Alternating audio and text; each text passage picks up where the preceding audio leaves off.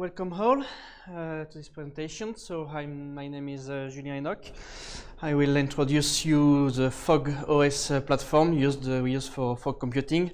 I will present this in the behalf of Angelo Corsaro. I should have presented today, but unfortunately was not able to come, and he apologizes for this. So what is the context of fog05 at first? That's really the fog computing subject. So the experience we have in ADLINK building hardware and software for IoT and the industrial IoT system is that usually systems are split in three parts. The first part, which of course is very known, is the data center, which is off premises of our customer. It's really data center which are possibly in the cloud or in a public or private cloud, but outside a factory, outside the field of the customer. And in the premise of the customer, on premises of the customer, you have of course the things, all the devices that have to be managed, that are providing data that used to fill the IoT system. And between the things and the data center, you have the edge infrastructure. So the edge, of course, is the network infrastructure, but not only. You may have some gateways, so regular PCs with communication capabilities and storage capabilities. But you may have also some other high-end devices with more computation power and being able, for instance, to do analytics for the things. So historically, in the past, IoT systems have been addressed on a cloud-centric perspective. Because the cloud infrastructure is mature and operationally convenient, it was really easy to deploy IoT application in the cloud and just to let the data flow from the things to the cloud. Yet we think that cloud-centric architecture don't fit well for a large class of IoT and moreover industrial IoT applications. In the cloud-centric perspective, all the IoT applications are deployed, managed in the cloud, uses IaaS infrastructure. The things are here to perform data acquisition from the physical world, and they are digitalizing those data and sending directly to the data center where different applications analyze those data and possibly get back to the things with some actuation to perform some commands on the thing, for instance, for robotics and other kind of activities. But the reality is very different because the connectivity between the infrastructure and the data center is not always suitable for the various applications that may be deployed for the IoT. For instance, with latency, you may have high latency between the edge and the cloud. High meaning here possibly some milliseconds, but for robotic application, for instance, millisecond is really high. You need a latency of microseconds to be able to react on what's happening. Throughput also is an issue. If you have a lot of things in the field that produce gigabytes of data per second, it's not always possible to push all the data to the data center up to the cloud. You need to scope what really you need to expose to the data center. But otherwise, another solution is, of course, to make some analysis directly in the premises at the edge level. Connectivity is also an issue. In some examples, if you have, let's say, in a field, you have lot of tractors working together to harvest a field. In this middle of the field, you may have a very bad connectivity. So it will not always be possible to benefit the analysis in the cloud if you lose this connectivity. The cost is also an issue because in some situation, if you have a satellite data link, for instance, you will pay each byte you transfer up to your cloud because you pay the satellite communication. And last one is security. Of course, security is a concern. for industrial issues or industrial property, or for medical application, for instance, where you have things with secured data that you don't want to export into a cloud. You will need to scope the data inside your premises, so in the things and in the edge. So all this class of applications will need definitely some applications to be deployed in the edge infrastructure. And that's what we plan to do, that we want to do with fog computing and with fog05. It's really to be able to provision, manage across the 3 tiers. So fog computing, that's really the subject of this talk. The Open Fog Consortium have agreed a definition of what is fog computing, and this is the one. Fog computing is an horizontal system-level architecture that distributes computing, storage, control, and networking functions closer to the users along a cloud-to-sink continuum. So it's really not about managing only application in the cloud and in the edge, but it also goes down to the sink. What we want to be able is really to deploy and manage application in the sink themselves, so in a robot, in an autonomous vehicle, or such small things such as a sensor, if you want, for instance, to upgrade the firmware, the software of your sensor. So fog has also a relationship with what is called in telecommunication MEC. MEC standing for Multiaccess Edge Computing. It used to be called also Mobile Edge Computing. But there is a little difference in the term of the administrative boundary. What I just said earlier is that in fog computing, the boundary is really between the edge infrastructure and the cloud infrastructure. The things are on the edge architecture are in the premise of the customer. But in telecommunication, they also have some hardware which is at the edge. That's the MEC hardware, the MEC hardware, that are deployed usually nearby the antenna in the scope of 5G, for instance. And those are considered as the edge infrastructure by the telecom provider, right? And of course, the telecom provider want to give the possibility for their customer, or also for themselves, to deploy application in this MEC to be close the user, as close as the user as possible, nearby the antenna. So the challenge for us is really how to manage the resource end-to-end from the cloud to the MEC to the edge infrastructure and down to the sink. That's why we started this project named fog05 or fog05. That's a name we play with because also it's addressed the scope of the 5G subject. fog05 is used also in two collaborative projects around the 5G and smart cities. And what does fog05 do? Tries to address? It addresses really the unification of a compute fabric. So it tries to unify the compute and storage and communication fabrics that will span across all the tiers that I described. And it's really designed to unify the fog on the MEC to address all the aspects of deployment and management. So what are the concepts grasped by fog05? fog05 will manage and deploy entities. On what is an entity? It could be either an atomic entity, the atomic entity that fog05 want to address and manage goes from a binary executable to a container, to a unique kernel, a microservice, or a virtual machine. That's all the kind of atomic entities that fog05 will be able to deploy and to manage.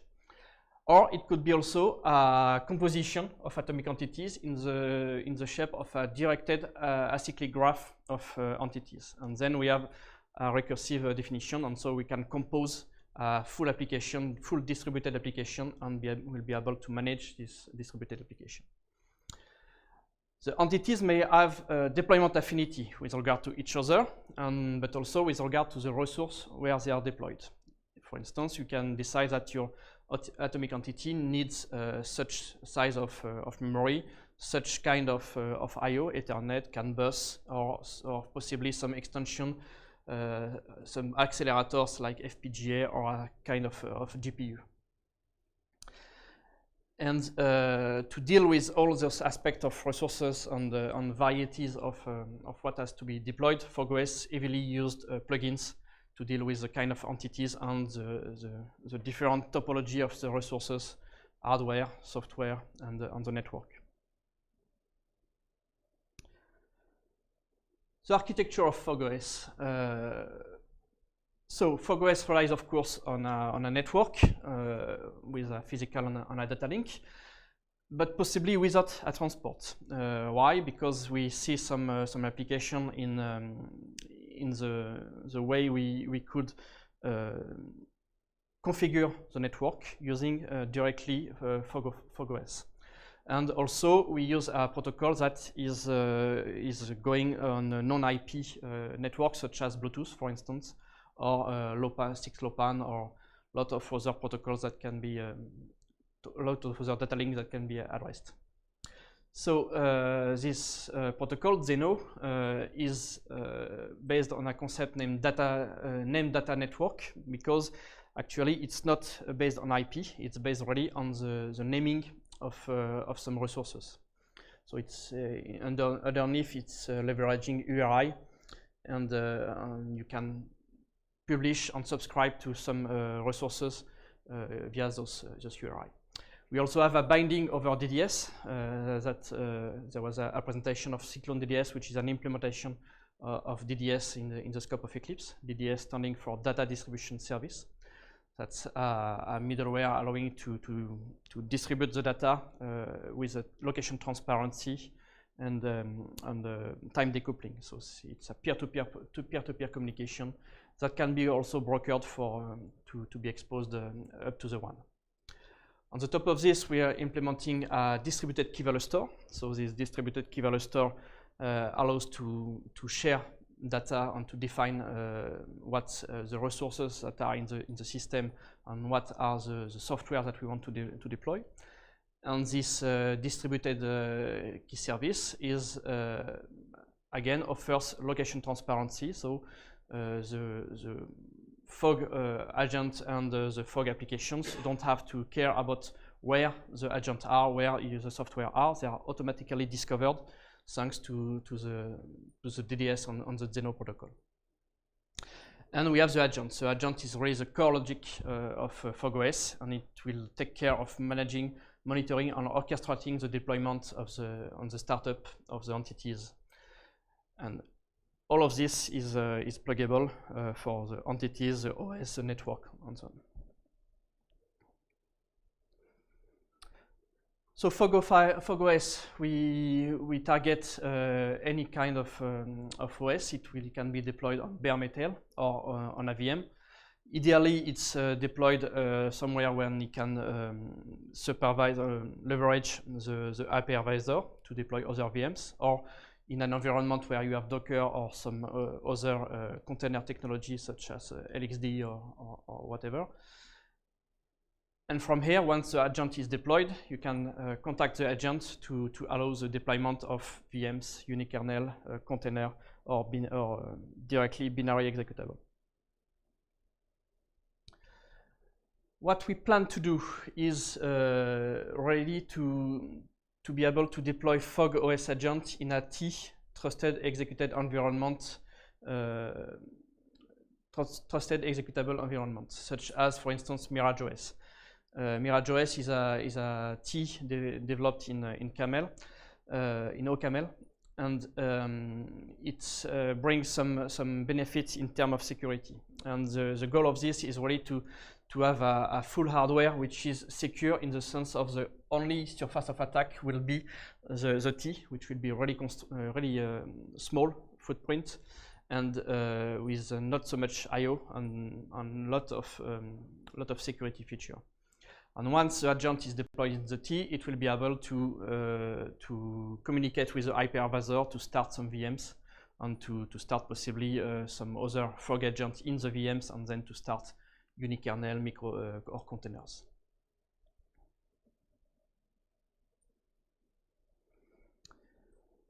FogOS entities are described through JSON.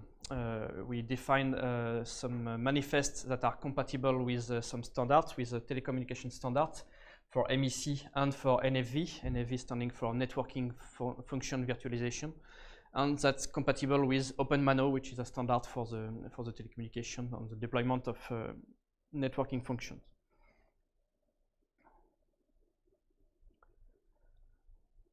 So what is an entity lifecycle? An entity at first can be undefined, undefined. So when you define your entity, you give to the FogOS agent is a JSON description, so it becomes defined. Then when you want to instantiate, so there is a difference between the entity and the entity instance. You can really see this as a difference between a class and an object. So you define your entity. When you configure it, it's instantiated, and it can be then run and started and stopping. And also, if in case it's a VM, for instance, you can scale your instance, and then it will be cloned in another instance. So that's for the full entity. So again, it could be a lifecycle which is defined, for instance, for a graph or of atomic entities. The lifecycle of atomic entity is adds some more feature, which is the migration. For instance, you may have some VMs that need to be migrated, so we support migration of VMs. As soon as the VM infrastructure supports it, we'll be able to migrate an application from an OS where a fog agent is deployed to another OS where the fog agent is deployed. So I will now start a little demo of this FogOS software. So as I don't have site hardware, I will do this demonstration on my laptop only, but the purpose of the demo here is to start a FogOS agent on my host, and then to be able to command this FogOS agent to start a virtual machine and to deploy and start a virtual machine. So I'm starting the agent now. So once this agent is starting, it's opening the DDS protocol. So this implementation is leveraging Cyclone DDS, and it's using the DDS protocol. So it's listening on multicast UDP address. So it's available in the full network in the LAN, and can be discovered by the application tool. And all the agents can also discover each other to exchange information with each other. So here I will start to a tool. We have a command line tool that is able to discover the existing agent in the system. So here it runs the multicast protocol to discover every node agent that are running in the LAN. So there is only me at this stage, and I have my computer name here and the UID, a unique ID that has been set for my computer. So the agent is discovered. Now I can query on the agent what the plugin it supports. So at this stage, there is only 3 plugins that are running in this agent. One to manage the OS, the Linux OS. One to manage the protocol, so it will be able to discover the protocol configuration and to configure possibly the network. And we see there is also a plugin to drive KVM, libvirt. So I can also query some more information on my host. And here we can see the full information that has been retrieved by, in the first place, the OS protocol. So it has discovered every details of my host, and publishing this information into the distributed key value store, and then this is read by this application here and displayed in the shell. So we can see the hardware, we can see the RAM, and the network plugin also answered and checked what are the network available on my host and published those information in the key value store that are retrieved by the application here. Okay, now let's start to define an entity. So as an entity, I wrote here a JSON file describing the characteristic of the VM I want to deploy. So it's a VM reading KVM. I defined a UID for this VM, and here I describe the resources that are required by my VM. I need at least one CPU. I need 500 megabytes. I need only 5 megabytes of disk. And here is the URL of the image that can be downloaded by the fog agent to start the VM. And here I define the network MAC address that I would like to use for my VM. So let's start scripts that will start few fog05 commands. At first, it will define the entity. So here is a command line that is started, and we can see here that the fog05 agent received the command and downloaded the virtual machine image from the URL and installed it in a local directory. So the entity is defined. Now I would like to instantiate my entity, so configure it to instantiate it. Now it is configuring and instantiating, and we can see here in the virtual machine manager that a new VM apart, which is the VM that I just deployed. It's not started yet. So the next step in the entity lifecycle is to run it, to start it. So now I run it. So we can see that now the agent received the command and it's starting the virtual machine here. So it's you can see here the virtual machine is booting here. So it started.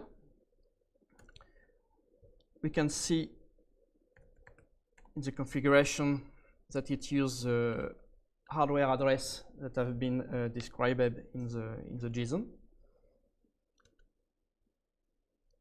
So everything is fine. And now I can also, of course, stop the entity. So stop the VM. The VM is stopped. I lose the connection with the VM. We can see the state here that it's stopped. And I can close the entity. So the VM is now removed from the virtual machine manager. And I can undefine the entity, and here the OS is clean. The image has been deployed. So all of this can be managed in a distributed way. With my laptop, I can control different hardware in the LAN, but also in a remote LAN, leveraging DDS and Xeno protocol. In case the DDS protocol is brokered via some tools that we have, we can really run the protocol from UDP multicast through TCP, possibly using SSL through another LAN running UDP, so we can control everything with this project.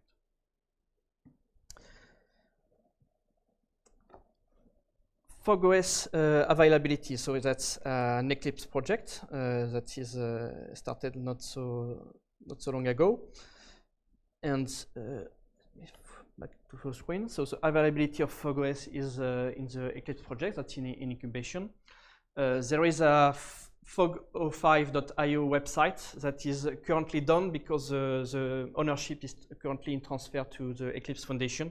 So hopefully it will be back soon. But at least you can go to the GitHub repositories. So everything is available in the open source here in our GitHub that will be also transferred to the Eclipse Foundation very soon.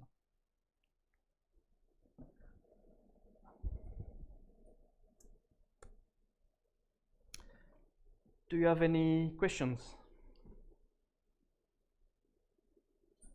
Yeah, what are So at this stage, this is written in C, but the plan for us is also to write a no-camel version, especially to go to into the MirageOS T environment, and also to be able to perform some proof of the code to have a secure environment of executions really. So we will write the full stack in OCaml, including from the Zeno protocol to the YAX to the distributed key value store and up to the fog05 agent. And then we will have some bindings in some other language such as C or C++, possibly some REST API in order to control everything from a REST API. I also have a question to you. Yeah. You have this concept of affinity, yeah? That a group of entities, yeah, you can express that these guys like each other, yeah? So much that they want to be deployed on the same machine, yeah? Because that's very efficient with respect to communication, resources, shared libraries or whatnot. Yeah? I think it would make sense to also have the inverse, yeah? That you, well, from my history in the combat management space, yeah, we also had those concepts for something that's called battle damage resistance. Yeah? That if your ship is hit by a missile, yeah, and you don't want your critical components all to be smashed out, yeah, Indeed. By a missile. Yeah? So that we call that dispersion groups, yeah? So that you can specify these guys should never be on the same machines. Yeah? Whatever you do, yeah? Disperse them over the network, yeah? So that I become more robust against local failures. Yeah? And this is not for military domain, yeah? But even in an industrial environment, you could have a power outage. Indeed, yeah. Or whatever. Yeah? So for fault tolerance purpose, that's really something we need to invest, yes. Yeah, I think if you can do one, you can probably of course, yeah. do the other. Yeah? Exactly, yes. At this stage, we are already defining. We are in the stage of defining all kind of resources that can be described in the system. This includes the CPU, storage, I/O, and so on, but also geographical constraints. I want my application to be deployed nearby this host or nearby this hardware or geographical field. But also, yes, we can introduce the notion of I don't want to be nearby this application. I want to be in another part of the system, whatever part it is. Yeah, that's something we will certainly investigate. I have one more question, and that is, if you talk just about an executable, yeah, that you want to deploy, yeah, using fog05, yeah, does that executable need to do anything like embed a library so that it becomes discoverable by the agent? And so is there something that you have to do with your executable to make it manageable by? It can or it cannot. If it can't, it will be, well, it will be only an entity with two states, stopped or running, right? So so in the life cycle that we saw here, you will probably go directly from defined state to running state because you just started. There is no configuration. But if you, in some way, you have some way to support this state, for instance, you will be able to write your own plugin that you will plug in fog05, and that will be able to drive your binary executable with whatever protocol you want and whatever interface you want. Yeah, that's. I could expect that if you indeed have an application that's either not there or it's running, yeah, that if somebody kills it and starts it up on another machine, yeah, then it is migrated, yeah, but not from free will, but because somebody killed it and restarted it somewhere else. Yeah? So, so that should not need awareness of the application itself. No, not necessarily. But again, you can really with this pluggable system, you can really implement whatever you want to manage in terms of lifecycle. As soon as the lifecycle of your application is compatible with this one, you will be able to implement the plugin that will be able to drive your application in the way you want. For instance, if you want to migrate it, as you said, by killing on one place and starting in another place, it can be implemented with a plugin and done. And we will, of course, probably provide a library based on the DDS or Zeno protocol, exposing this life cycle, and then to be able to manage every binary application with the same protocol. And I think it's important to remember that the thing that you deploy doesn't need to be a DDS application. It can be anything. Yeah, and it can be anything. DDS to manage the state and stuff. Yeah. Of course, it makes sense for it to be a DDS application because of your presentation. What benefits you could have being a data-centric, asynchronous, decoupled, whatever component, but it doesn't need to Indeed. be. You can it doesn't need to be, yes, but of course, yes, it's a benefit for all to use the same protocol everywhere. That could be really beneficial. Yes? Yes, short question. Just for understanding, so I got a picture that you have the possibility to migrate like a virtual machine from one node to the other. So what would happen to the data generated by that machine in that image? How do you handle data which is stored or? So it will really depend the possibility of the VM underneath, right? We don't implement ourselves the migration of the VMs. That's really the KVM, for instance, which is implementing this. As far as I know, it's really synchronizing the state of the VMs underneath and trying to converge in a same vision of what is the state of the VMs, and at a certain point it stops one VM and starts the VM with each other. That's already implemented. That virtual machine that will be lost then. Sorry? No, it's transferred also. Yeah. Okay, so The state is transferred, yeah. the full image. Yes. Yeah. But that's KVM, of course. Yeah, that's done regularly in the data center, right? In the Yeah. Yeah. Yeah. Okay. And what is it like that initial machine failed? So failing meaning it's no longer accessible, so you cannot like migrate. So that will be indeed an issue that we don't address, because we address only the management of the KVM. So that will be up to the implementer of either the KVM, either the application running in the VM to be sure that in such case all the functionalities on the data are migrated. That's. So you can only so it's not a payload migration, but you can only migrate if you have two copies. Yeah, but maybe to tie into what I just said, that well, if you happen to be a DDS application, then you can benefit from features in DDS. And one of the cool things in DDS, I think at least, is that there's decoupling in the life cycle of applications and the life cycle of data. And so, Yeah, true, but if you like data look at this cost. from a virtual machine, so you're offering virtual machine capabilities, but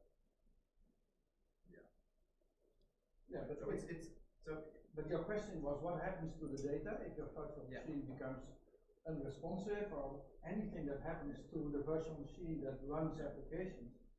If these applications would be DDS applications, then data isn't tied to one machine. It will be. Yeah, well, I look at the picture, but that means that virtual machine only works if you use DDS. If your application is a DDS application, then you get some inherent fault tolerance features that otherwise you would have to implement yourself by externalizing your state. That's what I got. But I was hoping for like there is something embedded which in the system which allows you to migrate VMs in a generic way. Also, if the originating VM is no longer available. That's not something we address here. That's. Okay, no, you don't address it. Okay, that's fine. But what you can do is say, I want this application to be close to this application or something else, and always will migrate it for you if the other thing moves. For example, in the factory, if you say this application it needs to be near the dark robot, it will move the factory, it will move your VM for you. Yeah, you can migrate before, but yeah, but it's like. But in case of failure, fault tolerance, It's like you don't have that built-in. Any other question? Okay, thank you for your attention.